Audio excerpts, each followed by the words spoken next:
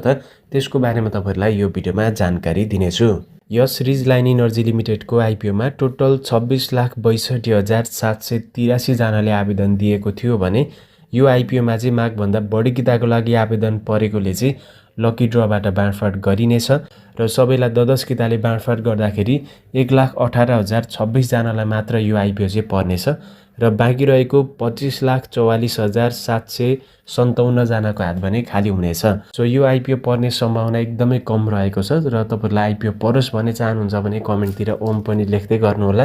र बाँडफाट हुने मिति यानी कि रिजल्ट आउने मिति भनेको चाहिँ यही फागुनको 14 गते बिहीबारको दिन यो आइपिओ को चाहिँ बाँडफाट गरिनेछ र बाँडफाट गरेको केही बेरमा रिजल्ट हेर्न मिल्नेछ। सो यो भिडियो हेर्नुहुने सबैजनालाई बेस्ट अफ लक, तपाईहरुलाई आइपिओ परोस् र यस्तै खाली आइपिओ सम्बन्धित शेयर मार्केट सम्बन्धित भिडियोहरु अपडेटहरु हेर्नको लागि चाहिँ हामीलाई फलो सब्स्क्राइब गरेर चाहिँ राख्नु होला।